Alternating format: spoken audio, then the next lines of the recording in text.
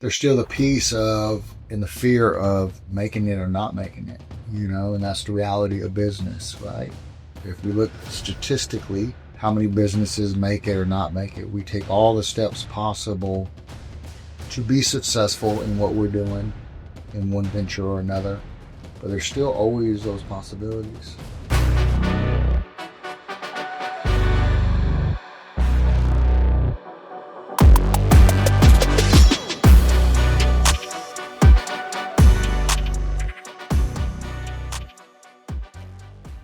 So I'm here with Keely Hill. She's the newest owner of the Custom Canine Unlimited Columbus location, which is located in Columbus, Georgia. Just wanted to have a conversation with her, candid conversation with her about why she chose to open up a CCU location. Now, I'm going to lay a little bit of foundation for everybody first, right? Because you got to realize Keely's highly educated. She's got at least 2 degrees. 2 degrees. She's been training for a couple years now and came from a background of non-law enforcement, non-military, took on this role as an apprentice, and now she's at the end of that term, and she, no convincing, right? Nobody held a gun to your head or something like that. Decided to open up, forego all those possibilities and dreams that she had leading into this. I remember talking to you early on and asking you kind of what your plan was when you left here, and you were hoping to network with some law enforcement while you worked here, and then getting to the point, as we getting closer to exit time, and that kind of changed. And to me, it was surprising. So why did you make that decision? And I guess it was surprising because, you attended school the entire time while you were here. Mm-hmm. And while you attended school, you're doing the apprenticeship, which also includes testing and studying and the workload as well. Studying for her trainer cert, studying for her kennel master stuff, and everything in between there, and then having to learn how to teach classes and learn all the curriculums and all that you had to do.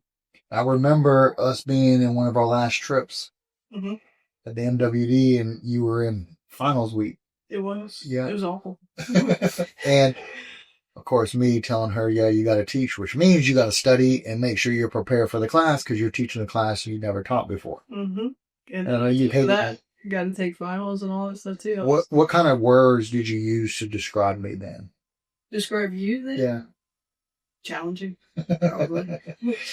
Okay, so what was the conversation you had with your mom? Like, this butthole's making me... No. He don't care about me. He knows I got finals. And he's still making me study and get ready for my classes. I can imagine that conversation. All right. But why did you make the decision to become an owner? And run a business like that's... Honestly, it's definitely something that even I didn't imagine happening. I think the biggest thing, especially about being here, is you guys are family. Right. And coming up at the end of my 2 years, it's dang, there's no way I could leave. Yeah. You guys have been a big part of my life and of my journey as a dog trainer, as a person, professionally and personally. You guys have helped me out so much. So, it was kind of how do I give back? Yeah. And I think the biggest way for me to give back is to, 1, continue pursuing my passion in dog training, but 2, also extend out that facility and create more growth and opportunities for everybody. Okay. I like their approach, but there's still the piece of, and the fear of making it or not making it, and that's the reality of business, right? If we look statistically, how many businesses make it or not make it, we take all the steps possible to be successful in what we're doing in one venture or another, but there's still always those possibilities.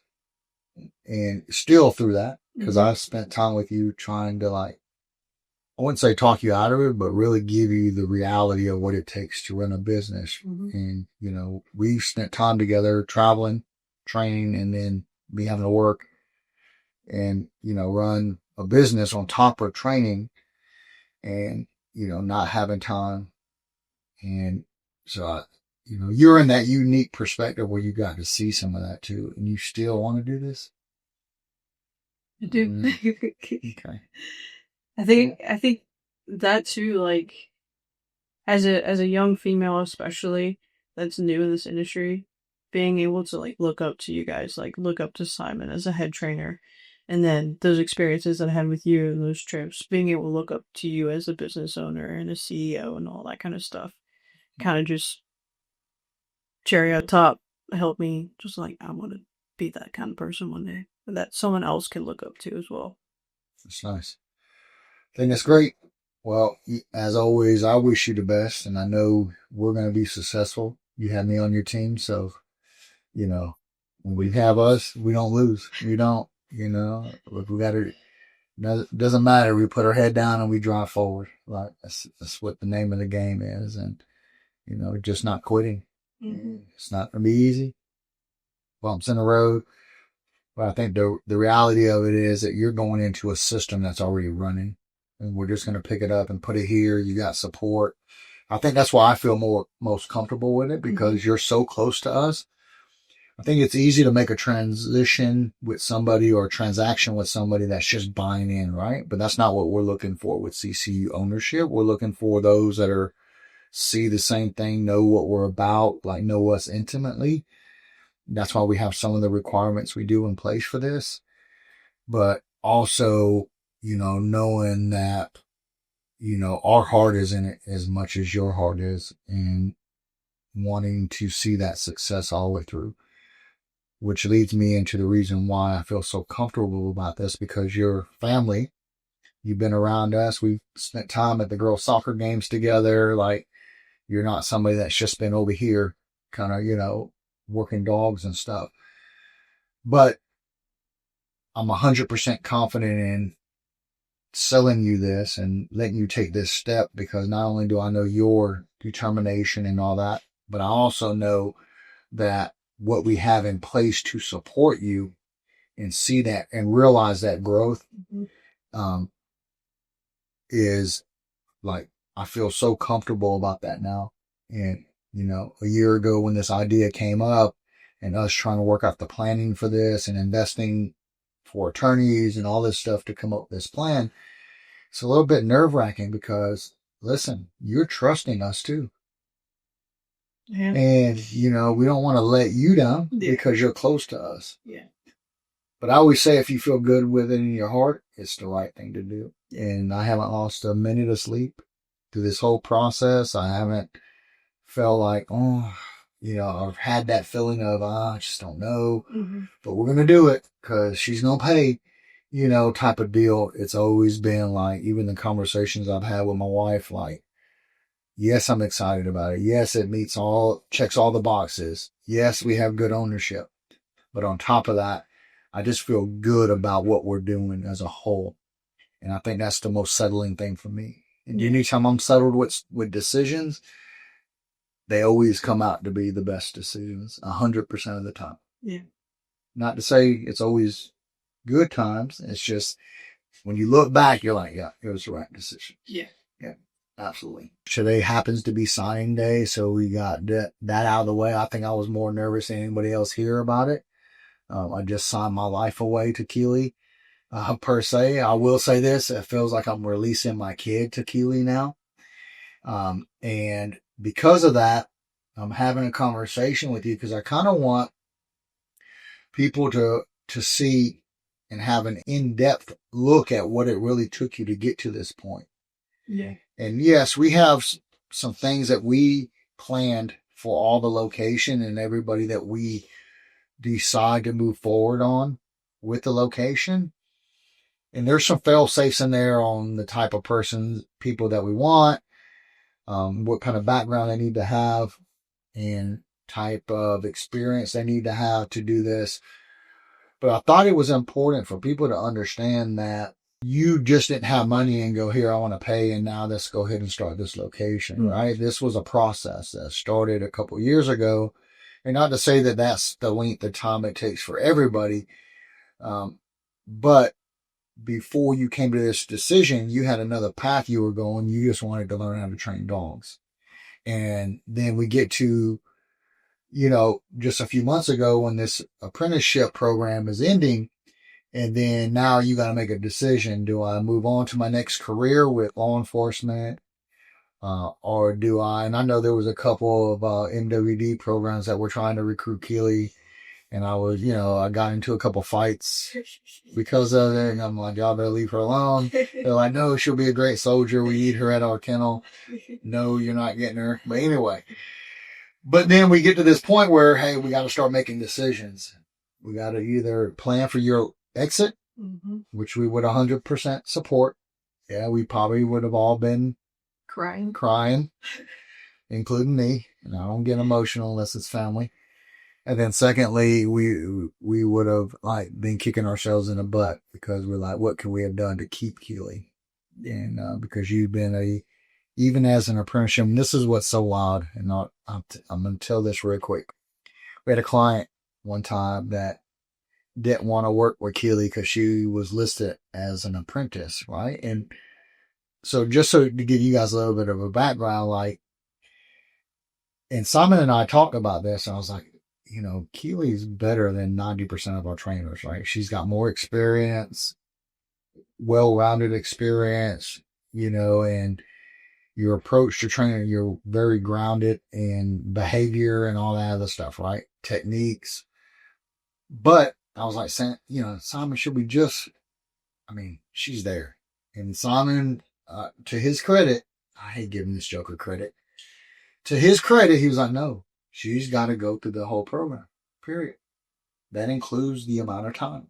Mm-hmm. But I also, in the back of my head, was thinking, I know some clients see apprentice on your business cards and on, that on the website. Oh, she's just in training, but that's really not the case, right? Mm-hmm. And I remember having a client saying, "Oh, I don't want to work with her because she's just an apprentice."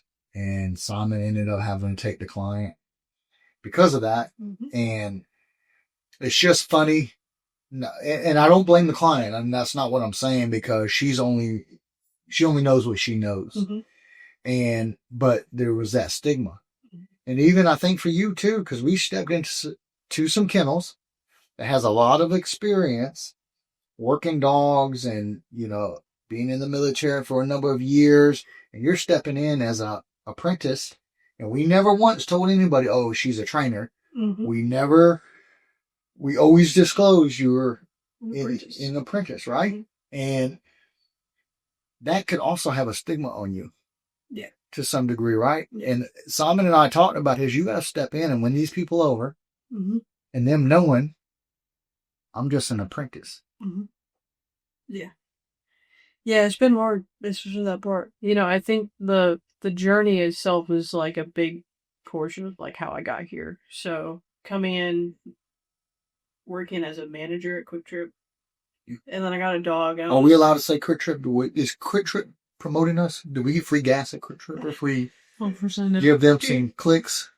I just want to know. We have to bleep that out and get shit away for free.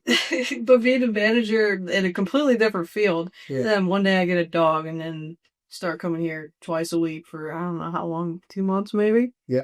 And then bam, apprenticeship. That is just I couldn't tell you how fast I fell in love with just working dogs, learning how to work dogs. But overall, kind of fighting that battle of, oh, she's just a young female. She's just an apprentice. She just started, So I think the biggest part of it is building up my confidence, which you guys did amazing at, helping me build up my confidence and helping me understand, hey, I do know what I'm talking about. I have all of this experience working dogs. I put my hands on a leash on so many different dogs. I probably couldn't even count them at this point. So just getting that experience and gaining that respect and, having people understand hey, I do know what I'm doing. and I can't help you, and you can't listen to me because I'm going to lead you in the right direction. Yeah. I mean, even if you couldn't, you knew the resources you could go to. Right. To make sure that the success was there. Right. It wasn't just, okay, here's a dog, I'll try what I can try. Right. I think that's the discernment too, that our trainers have, is the fact that that you're never alone. You always have other resources and other people to bounce things off of. Yeah. That's great too. Yeah. Like, I will say, like, in the very beginning of my apprenticeship, I think me and Brandon were really, that's why we got so close. Because if he had a problem with one dog, he would come to me, and then I'd bounce back ideas to him. If I had a problem with a dog, I'd go to him, and we'd bounce back ideas. And if neither of us could figure it out, we had something. Yeah, so, I mean, how was it to have two scary trainers together? Does that cancel that out? Between you and Brandon? What? Would you say I'm scared? No. Are you talking about Simon? You're just wearing my gloves, huh? That is true. That is true. We do got that. No, I think, and I think about that from a training standpoint on where I would be if I didn't have resources or trusted people that I could always talk to, because you're well grounded, behavior, the technical side of what we do, but training is also as much an art as it is a science, I say, because it's how we mix the potions sometimes to achieve the results that and everybody has a little bit of a different mixture to get to the end result. Yeah. And sometimes this mixture is just not working. So let me get somebody else's perspective to get to that. Yeah. So you started off, let's say 2.5 years ago or so, no experience, you enter this program. What were your goals, or what was your thought process on why you entered the program in the beginning? Like, what were you thinking? You were in school, and I know you were going to be law enforcement, so you have a degree. You have a couple of degrees, I know now, but at the time, you were in the what was it? The management. No, I'm talking about in college. Criminal justice? In your criminal justice degree. Yeah, that's right. I'm getting old. So that's how it is sometimes when you get old.